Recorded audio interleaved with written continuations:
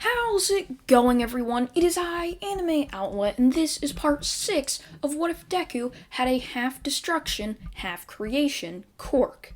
And now, before I start this part off, I would like to ask you all to go down into the description below and join the channel Discord if you haven't already.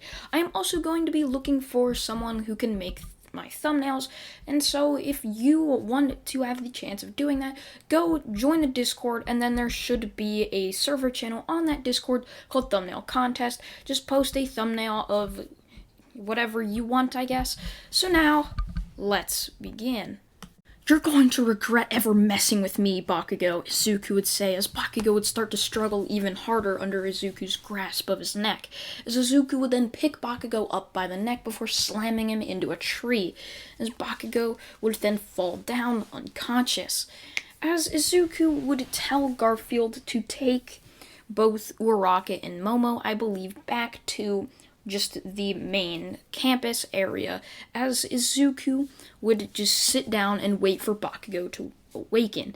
Now, sorry if I do forget anything about this what if. It has been 2 weeks and I've been doing other what ifs in that 2 weeks, so I might have forgotten a little bit of information. So I'm sorry if I have. So, yeah.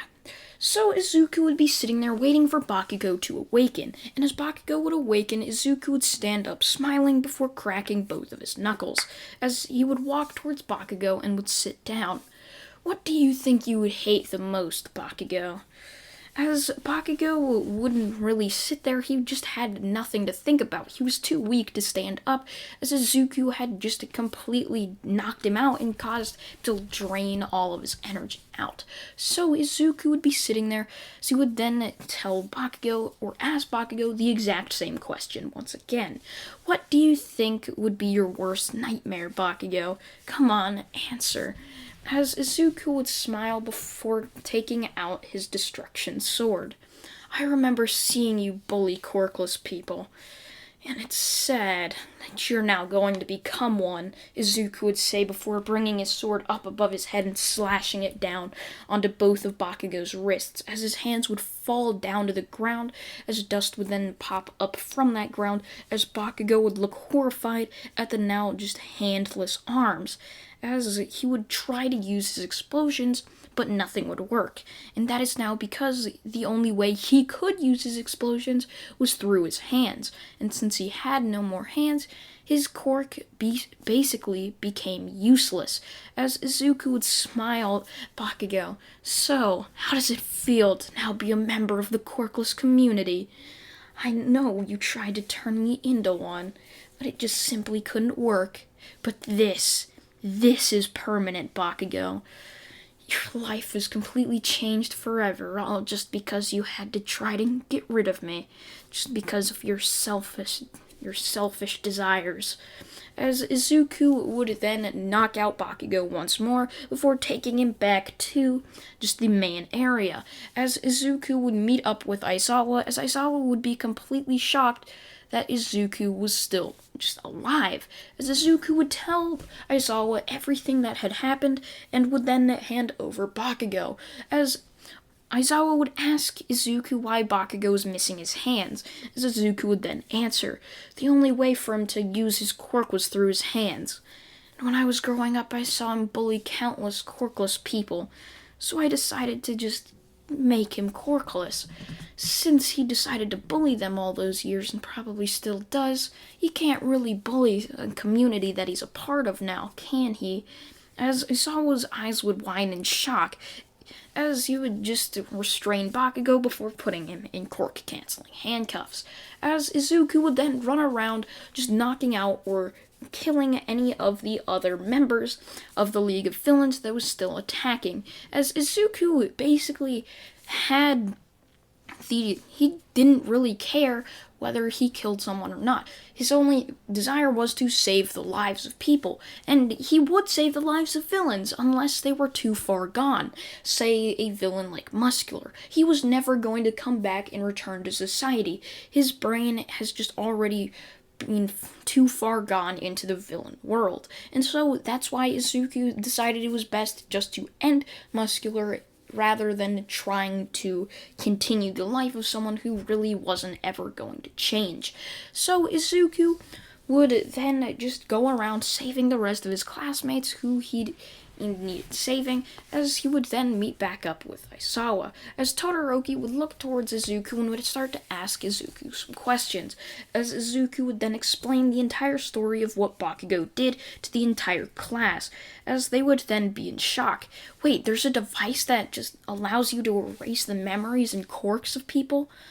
Well, yes, what I do believe is that the device was scratched out by Garfield here before it could fully destroy my memories and Quirk. Thankfully, he found me before it did that, or else I probably wouldn't be here right now. Thankfully, Bakugo was captured. And now, Bakugo, do you mind telling me where this guy's base is? I'd love to hear it, since you now have really no motive with him anymore. You are quirkless, after all. As Bakugo would glare up at Izuku, as Izuku would then come even closer to Bakugo. Come on, Bakugo, just tell us. It's not hurting you at all. It could possibly actually help you by reducing your prison sentence. As Bakugo would just sigh, saying the address of where All for One was located. As Izuku would then look towards Aizawa, as Aizawa would then sigh just like Bakugo, and would give Izuku the go-ahead to just go over and do whatever he wanted, as Izuku would then start to run over to where the address was, as he would make it there and would then see a warehouse, as he would use his sword to create a circle through the building, ceiling, as this circle would then fall down to the ground, as Izuku would see what looks to be a helpless, tall person wearing some Darth Vader rip-off mask, as Izuku would look towards him, just glaring with a ton of killer intent, as this All for One would stand up in complete shock before backing up, saying, How did you survive the device? Well, it clearly wasn't good enough, Izuku would say, before jumping at All for One and beheading him with one clean swipe of his sword, as All for One's useless body would then drop down to the ground, as the biggest threat to all of Japan in this anime had now just been destroyed, as Izuku would look over to see a doctor stepping into the room. This, of course, would be the Nomu doctor, as Izuku, knowing who this was, being the doctor who had said what Izuku's quirk was, Izuku would launch towards this doctor before doing the exact same that he did to All for One, now to this doctor, as Izuku would then just start to walk off, as he would then see a map sitting down on a couple of boxes. Grabbing this map, he would realize this was the League of Villains hideout. However, he really couldn't care less, because they had already captured all of them, as Izuku would go back to UA before giving them just the map, showing them where the hideout was. So Izuku would then continue on his UA journey and would end up graduating UA.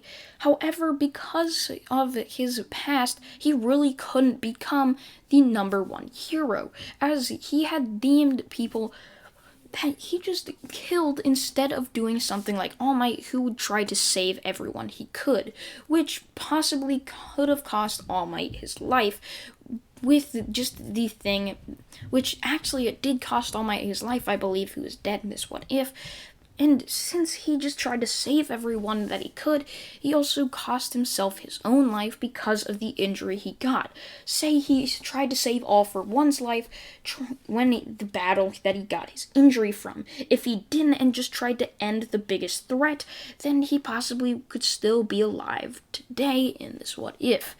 So Izuku would decide to become a vigilante. However, the police and all of the heroes knew who Izuku was, as they really just couldn't arrest him. He was stronger than the #1 hero, who would end up being Shoto Todoroki. Bakugo would be sitting and rotting in jail, as the world would end up knowing who Izuku was. He was the Keeper of Peace. He wasn't a hero. They knew that. They just gave him the title, the Peacekeeper, as he was the the one who kept the peace. He was the one who did the dirty work that the heroes wouldn't. Say if someone was in the outskirts of town with a hostage, and the heroes really couldn't do anything because their only option would be to kill the villain, which was strictly against the hero rules. However, Izuku would easily sneak in by creating a portal and would end up taking out the villain whilst also saving the hostage. This is why many people started to respect Izuku more than a lot of the heroes. And that's where this what if is going to end. There really isn't anything else I could do to this what if. I thank you all for watching, and yeah, goodbye.